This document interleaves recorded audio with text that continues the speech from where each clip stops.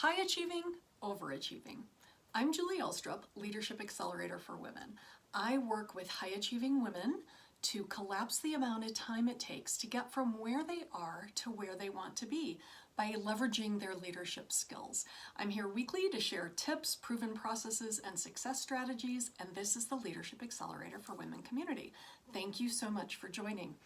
Now, if you don't know this about me, I have an undergraduate degree in journalism, and words have always mattered to me. You may or may not know that I'm also a photographer, and of course, images are so important in the way that we show up in the world, because nearly 90% of everything that our brain processes is visual. So it's important. How do we look? How do we feel?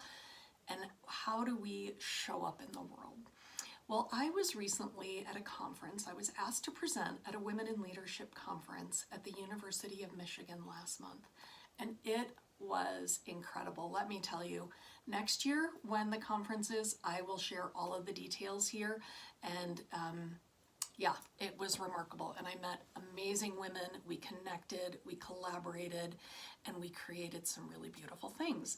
Leadership Accelerator for Women, we are here to work with high-achieving women, women who have big dreams, big goals, a beautiful outlook on life. And something was brought to my attention this week at the conference, so I wanted to share that with you here.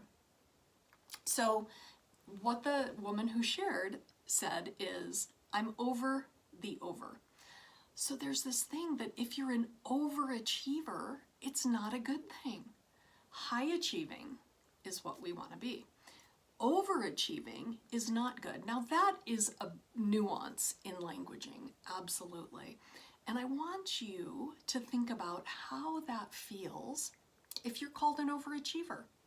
Does it feel good? You know, it's interesting. My husband said to me one time, you know, when I met you, I thought you were kind of intense. And I thought about it a little bit and I thought, I'm like the least intense person I know, which isn't actually true.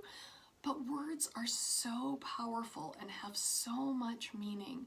But often we get triggered when somebody says something that sounds like it might not be positive, or it might not be flattering, or it might not make us feel good. Feeling into our heart and our gut when we say things and the way we show up is so powerful.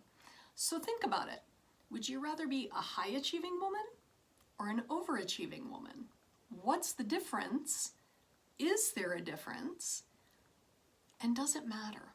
Because how we show up in the world is powerful. I shared this at the conference, and some of you may have heard this when you've heard me speak in person.